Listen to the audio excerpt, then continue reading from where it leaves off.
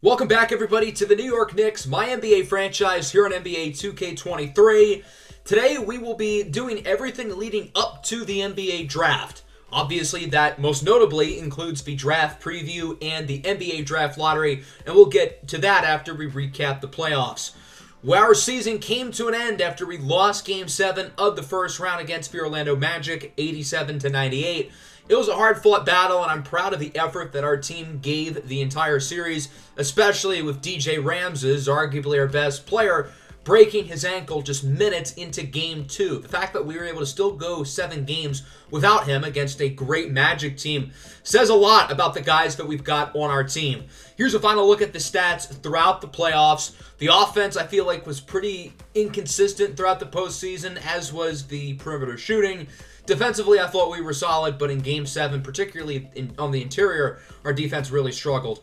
Here are the stats through the regular season. I did more of the regular season recap at the start of the playoffs, so if you want to see that, make sure to check out the opening playoff episode in the series playlist, where you can find any other episodes that you may have missed. I'm really excited to get into the offseason with this team. We've got a good young core of guys, but it's also a flawed roster where we can really make a lot of improvements. We've got a lot of cap flexibility, especially if John Collins declines his player option, which I expect he will. We've only got one guy making over $10 million, so we've got a lot of room to go out and make some moves.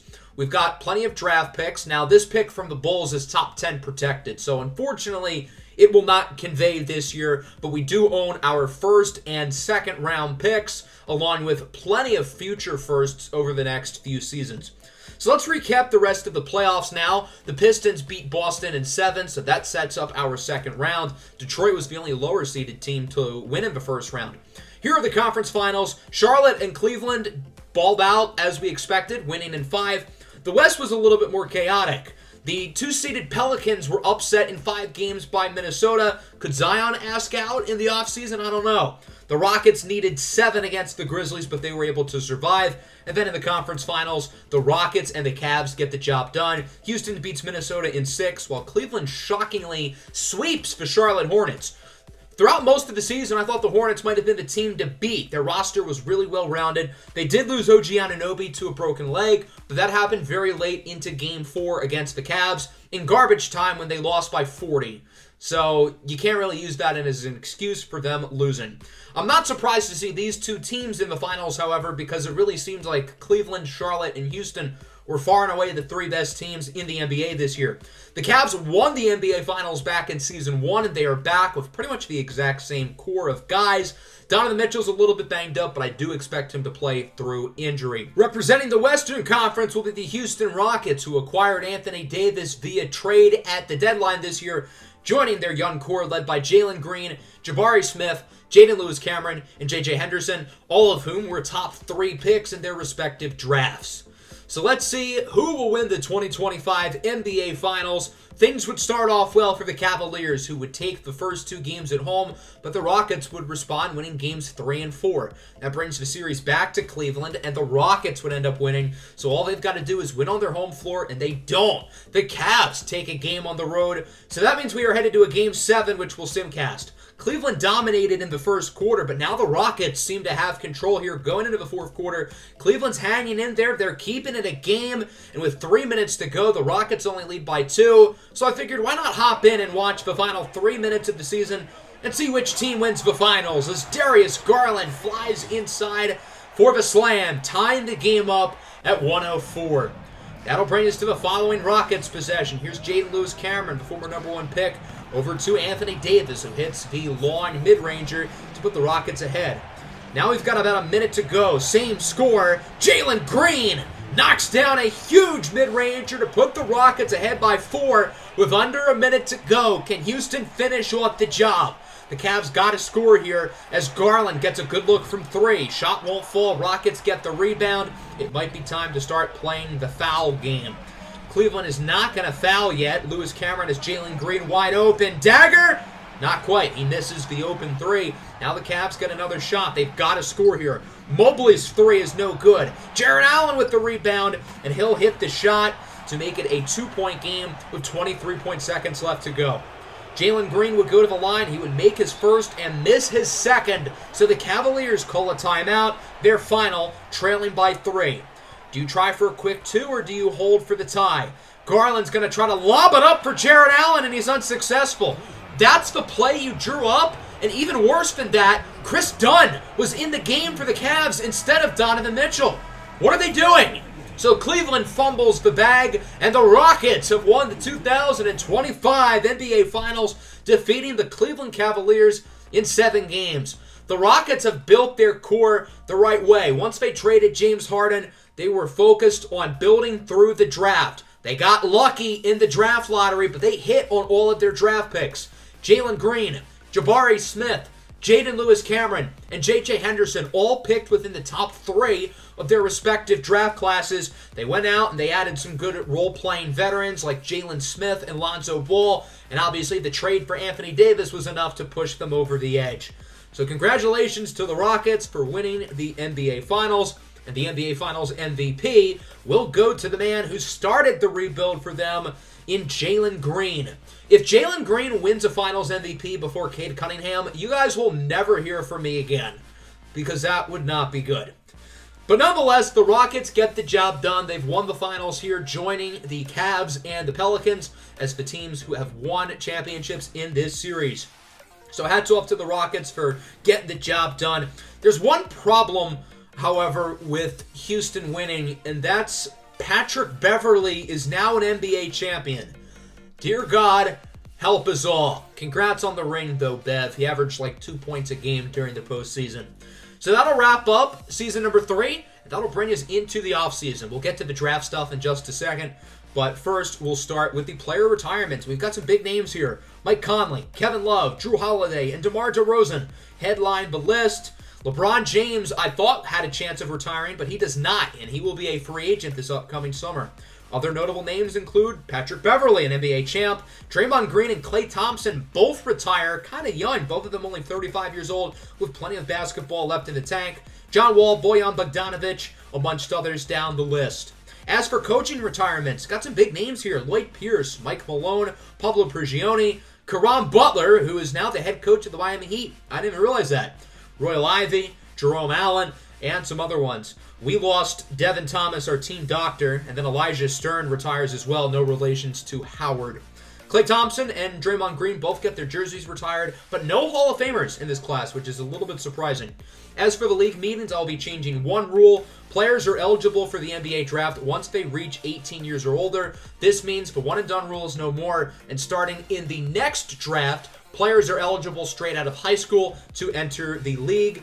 And a small rule that I added is that players are going to wear their team jerseys for the All-Star game because I thought that'd be cool. So that brings us to the draft lottery. We do technically own the Bulls pick, projected at number 2, but it is top 10 protected. The Bulls are not going to fall that far, so unfortunately we will not get that pick.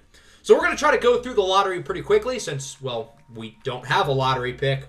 So far, no surprises early on, but a common theme I noticed with these first few teams being revealed is all of these picks were traded at some point. Look at the Rockets, who get a lottery pick after winning the championship from Brooklyn in the James Harden trade. There were some other big-time deals with picks still conveying. The Pelicans are still getting picks from Milwaukee in the Drew Holiday trade, even though that deal happened a while ago. The Oklahoma City Thunder have plenty of picks in the lottery. That one from the Paul George trade. This one they got from Utah in, I don't really know what deal exactly. No movement so far, as that'll bring us to the 7th pick, and we've got some movement. The Spurs are here. The Lakers and the Mavericks move into the top 4. Man, the NBA is trying so hard to rig it. The Bulls get 6, which means the Heat and the Wizards jump into the top 4, and thus the only team who can get 5 is the Seattle Sonics, who have the worst record in the NBA this year. So that'll bring us to 4. The 4th pick goes to the Luka Doncic and LeBron James-led Dallas Mavericks. The 3rd pick goes to the Washington Wizards. And now it comes down to the Heat and the Lakers, 2 of the biggest markets in the league. Who could have guessed that? Fighting for the pick. And ultimately, the Los Angeles Lakers get 2, which means the Miami Heat, for the first time in franchise history, get the number 1 overall pick in this year's draft. So the Heat, the Lakers, and the Mavericks all jump into the top 4. Is that fishy or what? I don't know. I'm just saying the NBA might be doing a little something, trying to get their favorite markets and favorite players up in the lottery. So that'll bring us to the staff signings. We've got a few holes within the staff that we're going to try to replace, including assistant GM. I decided to go for Jesse Reese, hopefully not related to Jerry Reese, or else that would be a problem. We are looking for an assistant head coach. I think Trey Roberts did really well in his first year as the head coach. But with Eric Spoelstra available, I figured why not give him an offer as our assistant coach? He's probably going to say no. He's probably going to be hired as a head coach, but why not? We're going to hire a new physio. We're going after Vicky Sampson, and we're going to give her a 4-year deal. And then we are going to fire our head scout. I think it's a concern if his basketball IQ is half a star. Cody Martin Jr. will be hopefully hired as the new scout. So ultimately, Reese and Martin would sign. The other two are tentative. They would ultimately decline. So we're going to go after a few different people, including Chris Finch, to be our assistant coach. I think he fits our system pretty well. We want to run a fast-paced offense. Finch has experience. He's coached with the Timberwolves before. Our new physio also accepted as well. So now we're going to start talking about the NBA draft. Currently, we have the 25th pick in the first round and the 24th pick in the second round, but we've got a lot of picks in future years. We've got 3 ones next year, including the Bulls pick, which would be unprotected, 2 first-rounders in 2027, and 2 in 2028. We've got 8 first-round picks within the next 4 years, so we can trade for a star, or we can trade up if there's a player at the top of this class who we really want, and it is a very fun group. Right now, I think this is a 3-player draft with Archibald, Kogan, and Lewis. I think those are going to be the top 3 guys. 2K has the Heat going with Sterling Holloway number 1 overall, but 2K is kind of stupid, in case you didn't know. So really, I think these 3 are going to be the top 3 picks in some order. We'll start with Zachary Archibald, the big center out of Alabama. He's 7'1", and he really gives you everything you look for in a modern big man. He's a good rim runner. He's a lob threat. He's not a great three-point shooter, but he can score from every other area of the floor. He's a very good defender, and he's a really good passer for his size as well. The way I view it is he's pretty much what scouts wanted James Wiseman to become. I think he's going to end up being better than Wiseman. This is a guy who can switch on the perimeter. He's a force inside on both ends of the floor, and I would completely understand if the Miami Heat took him number 1 overall, especially with them trading away Bam Adebayo last January. Noah Kogan from Duke is a really good player as well. He's a point forward. He's 6'10", but he can show the ability to run the offense. He's a great playmaker. He's a good shot creator for himself and others. He can score from all 3 levels of the floor, and he's a pretty good defensive player as well. He's very good on the perimeter, decent inside. So he's a very, very fascinating player, and again, I would not be surprised if the Miami Heat took him with the number 1 overall pick. And that brings us to Shaggy Lewis, who is the best pure scorer in this year's draft. If you need somebody who can put the ball in the bucket, Shaggy Lewis is your guy. He's played for the Adelaide 36ers in the NBL, although he is originally American, but he wanted to go overseas to play against stiff competition, and that decision paid off. Shaggy Lewis has some similarities to Jalen Green, and a lot of people used to think you can't build your team around guys like Jalen Green as the number 1 option, but as we saw, the Rockets just won the championship with him being their best player. A landing spot I really like for Shaggy is the Los Angeles Lakers with the number 2 overall pick. The Lakers, after trading away LeBron and AD, are looking for a bona fide franchise player. Shaggy Lewis will get people in the seats in LA. I think he'd embrace that big sort of market vibe. He's a pretty bad defensive player. That's the weakness, but he's a phenomenal scorer. So I think all 3 of these guys are really solid, and I think they're going to go in some order in the top 3. Let's talk about the dynamic duo out of Houston, Malik Porter and Jalen Witherspoon. We'll start with Malik Porter, who I think is the clear 4th best player in this draft class. I don't think he's quite on the level of the top 3 guys, but I think he's a step above everybody else. So he'll probably be the number 4 overall pick, whether that's to Dallas or somebody else via trade. He's a really good scorer, very solid playmaker, and he's a better defender as well than Shaggy Lewis. I think some teams would probably prefer him on their boards over Lewis because of his ability on the defensive end of the floor. Jalen Witherspoon is also very solid as well. This is your prototypical modern NBA wing. Great passer. He can shoot the ball. Good defensive player. I think he's going to be a really good role player right off the bat. And I think with his athleticism, size, and length, he does have a pretty high ceiling down the line as well. So I think some team is going to like him probably in the back end of the top 10. I think he'd be a really good fit for the Knicks roster because he has no weaknesses to his game. But unless the Knicks give up a haul to move up to, say, pick 7 or 8, I don't think the Knicks are going to have any shot of getting him, but this is a guy who has literally no weaknesses in his game. Let's go back up here, taking a look at Zabian McLeod, the wing out of Belgium. He's a very fascinating player. He's been banged up throughout the season, but he's fully healthy now entering the draft, which is certainly a big deal because I think teams would be a little bit worried of the medical if he didn't pass some of those tests at the combine and pre-draft workouts and whatnot. McLeod's a pretty fun player. This is another guy who can score from all three levels of the floor. He's an inefficient three-point shooter, but he has shown the ability to ultimately improve in that area. He might be the best perimeter defender in this draft, and if you combine that with his size and his athleticism, he's got a 7'1" wingspan as well. I think he could be really, really good. Basil Bergen-Ashby from the Overtime Elite program is another very talented player as well. He's a 6'5" combo guard who is a gifted player on the offensive end of the floor. He's a pretty solid defensive player as well. So this is another guy who I think teams are really going to like for his two-way ability. He's a good playmaker, good shooter, good at driving to the basket. His defense could use a little work, but it is very solid for a rookie. And he's got solid athleticism and a long 6'11" wingspan. He could use to add some strength, only 176 pounds. But other than that, I think he's a really good prospect. Let's take a look at the Michigan State duo now. We'll start with Maurice Moses. This is a guy who's a knockdown three-point shooter, and he's not just a guy who you can stick in the corner. This is a guy who can create his own shot as well. Very solid defender, particularly on the perimeter. So I think as a 3-and-D guy, he's going to be really good right off the bat. I don't know if he has the ceiling to be a great player. I'm not sure he's ever going to be an all-star because of his lack of ability to drive inside and his lack of explosiveness on the offensive end of the floor. But he's a good defender, good shooter, good playmaker, well-rounded player. Let's look at his teammate at Michigan State, Kayvon Patterson Jr., who's been a big draft riser over the past couple of months. Teams really like what he provides on the defensive end of the floor. This is a guy who's super versatile. He can go on the perimeter or you can move him inside. This is a guy who can switch onto pretty much any position, and another guy who would be a perfect fit for the Knicks roster. But unfortunately, I thought he'd be a hidden gem who would fall to the 20s, but that dream is over. He's a good three-point shooter, but again, he doesn't really have elite explosiveness on offense. He's not great at driving to the basket, so I think that limits his ceiling in terms of his score, but he is good at shooting the ball.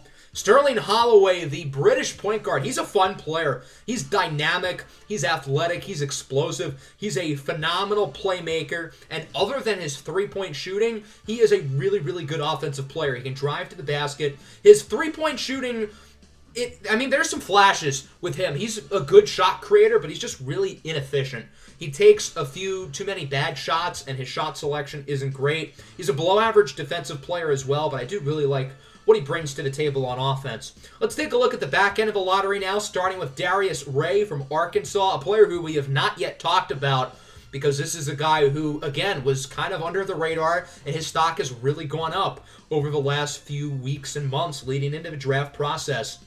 He's a good playmaker, good scorer, pretty solid defensively as well. I think he's really, really well-rounded. Another guy who doesn't have many weaknesses to his game, and he's got good size, 6'7", 230 pounds. He's an experienced 3-year starter for the Razorbacks, so this is a guy I think will be able to compete on a playoff team right off the bat. Let's look at the Kane twins now. We've got Kepri Kane and Osiris Kane, and we're going to talk about them together since they kind of go hand in hand. Kepri Kane's stock is on the rise. Last time we talked about him, he was projected to go in the 20s. Now he's being looked as a lottery pick. I think compared to his twin brother, the floor is a lot higher. You know what you're going to get with Kepri Kane as a guy who can score the ball. Not a great shooter, but he's good at driving to the basket and scoring in contact. He's a good defensive player as well. He is surprisingly good within the interior defensively, even though he's more of the wing. Although his stock is going up, his twin brother Osiris Kane's stock has gone down a little bit. Last time we talked about him, he was supposed to go in the 20s. Now he's projected to go in the early second round. Osiris Kane is a really fun player to watch. He's been pretty much the point guard of the BYU offense. Another guy who can be sort of a point forward, if you will. The problem with Osiris is that his play style is a little bit too erratic, and he's kind of a wild card on the floor. He turns the ball over a little bit too much. Sometimes he takes a lot of bad shots, but he's a better overall shooter than his brother, and he's a better playmaker as well. So I think the upside with Osiris Kane is a little bit higher compared to his twin, Kepri Kane.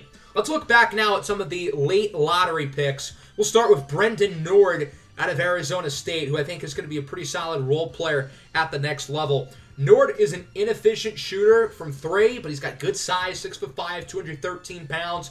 Good wingspan, good length. He can drive to the basket, and he's a pretty good defensive player as well. His three-point shooting did really improve this year as a sophomore compared to his freshman season. Still a ways to go, but it got a lot better. So I think his noticeable growth from his first year at Arizona State to his second year is certainly apparent, and I think teams are going to like that. So I ultimately could see him going in the late lottery to a team who is looking to add pieces to make the playoffs. Cough, OKC.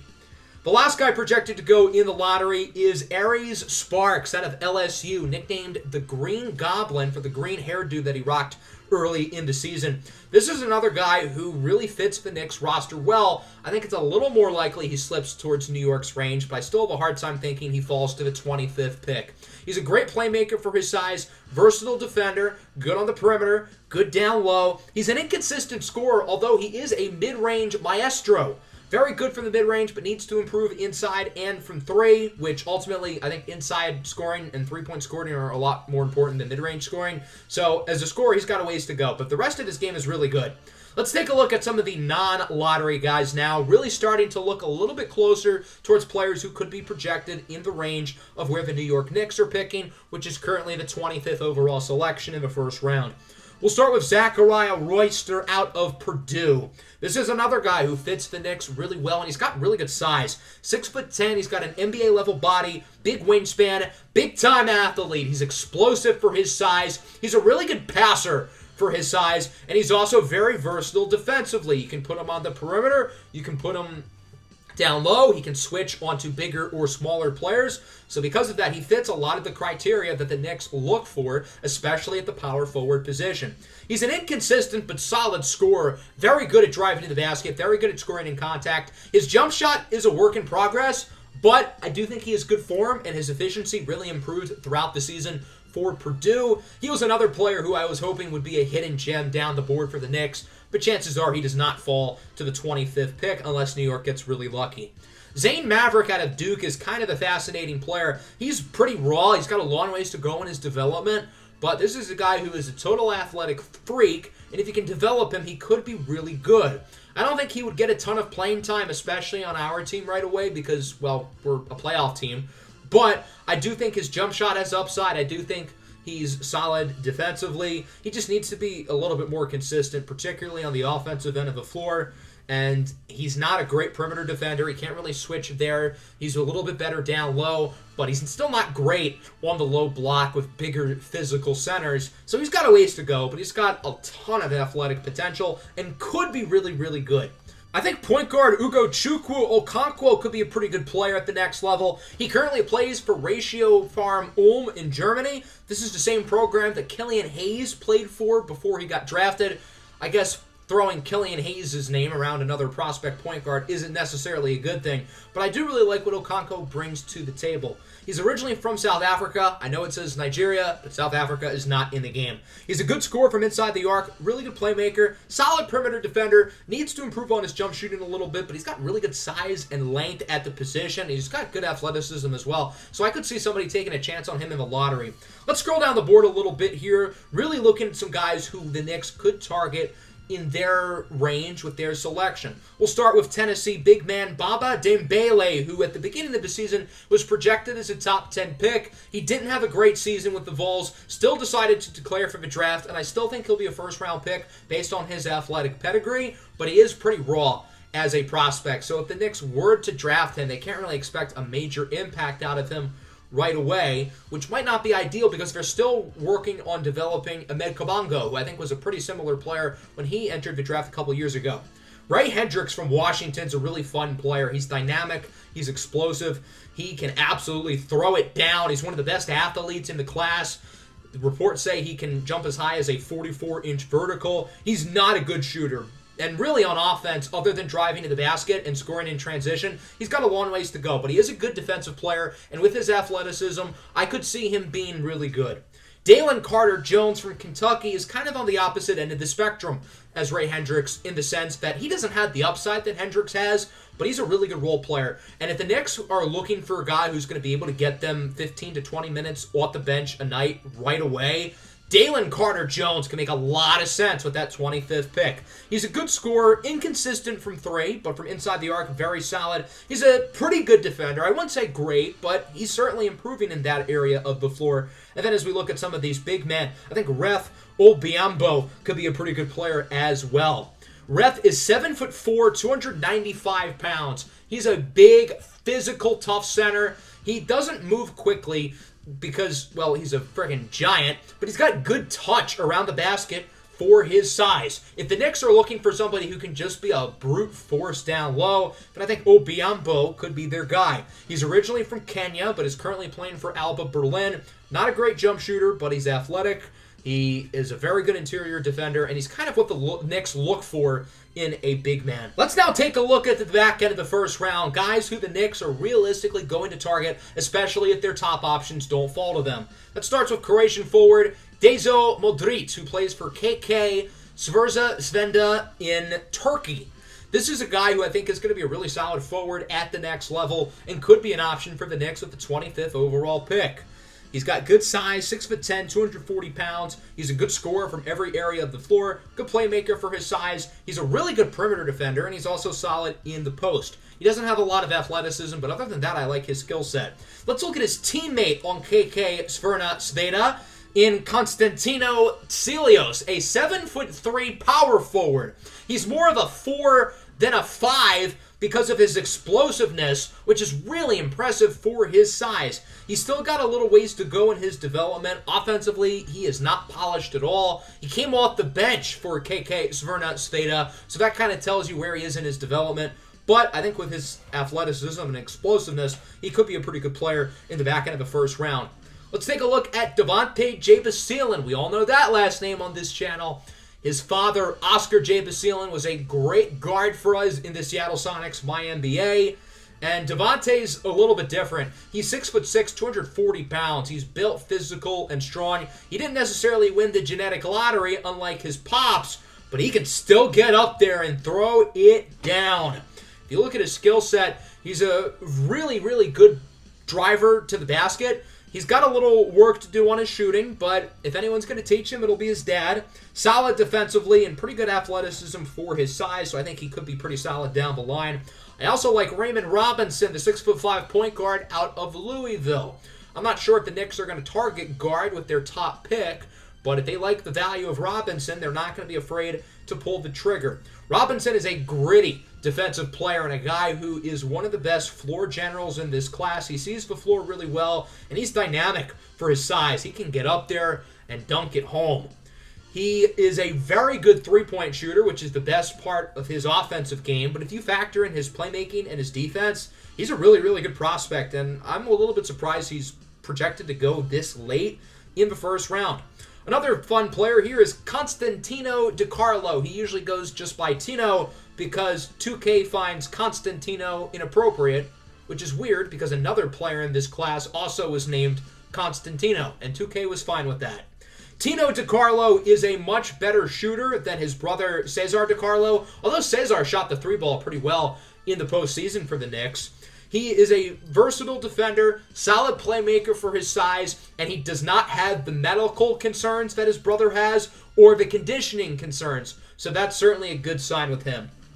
Let's now try to find some gems here in the second round. Some of these guys could end up going in the first round, but it is certainly a challenge finding guys down the board who could be really, really good. Let's start with Alexander Killebrew, the younger brother of Christopher Killebrew, the former high draft pick a couple years ago by the Utah Jazz. Alexander Killebrew is a really, really good athlete. He also did not hit the genetic lottery like his brother, and he is not 7'3", unfortunately, but he's got good size and length along the wing. He's a solid defender, and he can jump. He's got one of the highest verticals in the class. He's just got to improve on offense. He's not a good scorer, not much of a playmaker, but his defense and his athleticism are really impressive. So I think the upside could be high and worth a swing in the late first or early second round. Speaking of siblings, this is Splash Mayo's brother, Slash Mayo. Fittingly, Unlike his brother, who's more of a shooter, Slash Mayo is more of a slasher, so he really speaks to his name quite a bit. He's a better playmaker than his brother, and he also, again, does not have the medical concern that his older brother Splash came with when he entered the NBA out of Duke. He's a really solid athlete, probably better in that regard than his brother too, but he's just not the scorer that Splash Mayo is, and I think that's ultimately the difference between them on the offensive end of the floor, but I think he's a little bit more well-rounded as a prospect than his older brother is. Let's look down the board a little bit. We already talked about Osiris Kane. I want to take a look at Ginger Kirk. Imagine being a Ginger and your name is Ginger. I don't know how this guy feels about that, but he's a 6'6" wing. He can shoot the ball. He's a solid athlete. Wouldn't be the first Ginger to come out of Maryland. Look at Kevin Huerter. Kirk is good from all three levels, scoring the ball, good playmaker. Defensively, he's got a little ways to go, but I think his offensive game is really going to entice some teams. And then we've got Shamari Porter, the young forward out of Kansas, who really played well down the stretch, helping the Jayhawks ultimately win the NCAA championship. And his glue game ability really was a big part in why. This is a guy who is a very solid defensive player, great playmaker for his size, and he is a total freak athlete. Raw, but could be really good.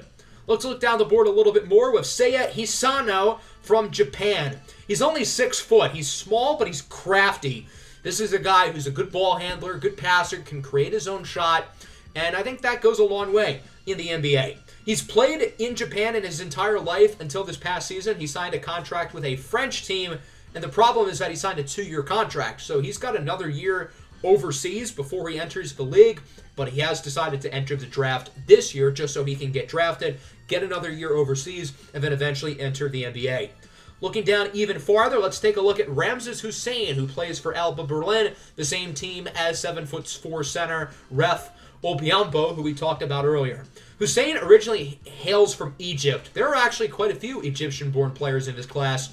The Kane twins are from Egypt. There's another player from Egypt down the board a little bit. Ramses Hussein is a good three-point shooter, and he's a good playmaker. Defensively, he's not great, and he's not all that athletic, but he can shoot the ball. And at 6'10", that's a good skill to have. Let's look really far down the board now. These are guys projected to go in the range of the Knicks' second-rounder, including Tico Toure, another native of Japan. He played for Arkansas this past year. Toure is pretty raw, but he's really athletic, and the upside with him is very impressive. So if a team like the Knicks wants to take a shot on him in the second round, maybe stash him in the G League for a year or two, and then eventually have him up part of the rotation down the line, that could make a lot of sense, and I could totally see the Knicks doing that if they hold on to their second-round pick. Let's look at Aaron Feinstein, the younger brother of Knicks forward Patrick Feinstein. For most of the season, Aaron Feinstein was a role player for the Kansas Jayhawks, but come March, he really stepped up as the number one scoring option, averaging 17 points per game in the March Madness tournament, leading Kansas to winning the national championship and the tournament's overall MVP. He's a knockdown three-point shooter, just like his brother, good playmaker, solid defender. He's honestly a pretty similar prospect to Patrick Feinstein, but I think he's a little bit more athletic than his brother. The last player we're going to talk about is this big fella, Christopher Koba out of Duke. 6'10", 325 pounds. When he does not have a basketball in his hand, he probably has a Big Mac or a Whopper instead. With his size, he's not all that athletic. He's not quick, he's not fast, but he's strong and he's coordinated for his size. Monster rebounder, really good defender, but he's just pretty slow moving down the floor. I mean, that's the big weakness with him. Let's take a quick look at some of the players projected to be undrafted. There are some talented guys within this group, particularly in the backcourt. So maybe the Knicks end up drafting one of these guys in the second round. Maybe they offer them spots on the Summer League roster. And maybe if the Knicks like what they see, maybe they give some of these guys two-way contracts once we get closer to the regular season. So it'll be interesting to see what happens. Before we wrap up, though, I do want to go over the mock drafts along with pre-draft workouts and whatnot. So this is the Draft Express mock draft with Zachary Archibald being the number one pick. There are some surprises here early in the draft. I don't think Baba Dembele is going to go in the top 10. Got some good players projected into the lottery, slipping a little bit, and they have us going with Skylar Fields, a point guard out of West Virginia. Talented player. I think this is a little bit early for Fields, but I do like him. I think he's a good prospect. And then in the second round, they have us going with Zakai Ross, the point guard out of UCLA. 2K has Sterling Holloway going number 1, so I'm not really going to take this mock draft all that seriously because I don't really see that happening. They have Zachary Archibald falling all the way to 7. What did he do before the draft? Did he, have a video with him smoking a gas mask? Did he pull a Laramie Tunsil? Ultimately, they have us going with Brendan Nord out of Arizona State. I don't think he ends up falling that far, but if he does, that'd be a pretty good pick for us. And then in the second round, they again have us going with Zakai Ross. I thought the NBA.com mock draft was by far the best one. I could see the top few picks happening, and I think as we look at where some of the other players fall, I think this one is the most accurate in terms of what's going to happen. But if I've learned anything about this game and the draft, it's pretty unpredictable, so that doesn't mean that'll ultimately be the case. With our first round pick, they have us going with point guard Philip Barrow. He is currently playing in Latvia and has another year overseas. And then in the second round, they have us going with Saif Adam from Egypt. If we draft 2 point guards, I think you guys might explode, and probably rightfully so. I don't think that would be a great idea. Let's take a look at the NBA Draft Combine now. So this is a full look at the Combine. With the NBA draft, a lot of the top prospects don't participate. I don't think any of the guys projected in the top 3, Archibald, Kogan, or Shaggy Lewis, participated here. But some of the other guys projected shortly after, like Sterling Holloway, Malik Porter, Zachariah Royster, guys like that, they did participate because they wanted to show what they could do. Darius Blockelty of Hawaii often finished with some of the fastest times, along with Holloway, Raymond Robinson, and Malik Porter. Porter dominated at the Combine, which isn't really a surprise because he's probably the best prospect here. He did not have the highest vertical. That was 44 inches with Zane Maverick and Sterling Holloway. Christopher Cobra led the bench press. And then here is a look at some of the shooting results. Sterling Holloway shot really well with his college threes, but not his NBA threes, which is interesting. I think that shows that he eventually will be a good three-point shooter, and if he does, look out. Malik Porter also shot the ball well in the shooting drills, and then guys like Raymond Robinson and Osiris Kane also did pretty well in the three-point shooting drills, as did Aaron Feinstein. He did really well in the moving NBA three. He did better there than with standing threes. We've got 12 pre-draft workout invites, and I wanted to invite players who I thought would actually follow us. Maybe we consider moving up if there's a guy we really like, but I don't think that's overly likely. So we're going to invite Kayvon Patterson Jr., Aries Sparks, Zachariah Royster, Ray Hendricks, Dalen Carter-Jones, Reth Obiambo, Dezo Modric, Tino DiCarlo, Alexander Killebrew, Osiris Kane, Shamari Porter, and Aaron Feinstein. Those are going to be the 12 players we bring into the facility and ultimately take a look at. So as we take a look at the performances, Dalen Carter-Jones did best in the sprint time. Nobody tested super fast because we didn't invite any super quick guards here. We mostly focused on forwards and wings. The fastest lane time was also Dalen Carter-Jones at 10.1. The highest vertical jump was pretty close. That was 42 inches with Carter-Jones along with Aries Sparks and Kayvon Patterson, a few guys right behind them. I was a little bit disappointed with the results from the bench press. Some of the big guys did not do particularly well. Shamari Porter did with 25, but Dezo Modric didn't do well. Dalen Carter-Jones and Aaron Feinstein had under 10. I was hoping for more from Sparks and DiCarlo. Zachariah Royster had the best standing 15 shot, going 22 for 25. And then the moving 15-footer was actually Ref Obiambo, who made 21 of 25. Good for him. The standing college 3-ball went to Tino DiCarlo with 20, proving again that he is a better shooter than his brother. And the moving college 3 ended up going to Modric, Sparks, Carter-Jones, and Kane, all of whom had 19. Ref Obiambo tested surprisingly well in the college three-point drills, not so much the NBA 3. As for standing NBA 3, that was Kayvon Patterson, who made 21 of 25, with Kane, DiCarlo, and Feinstein right behind him. The best moving NBA three-point shooter was Aaron Feinstein, who went 19 of 25. So that's going to wrap up the episode. Next time, we've got the NBA Draft, which I'm going to premiere on the channel this upcoming Sunday. I'll give an official time once we get a little bit closer there. Let me know what you guys think we should do in the draft down below in the comments. What type of trades should we look to make? Which players do you guys like? Make sure to like and subscribe to the channel if you are new. Peace out.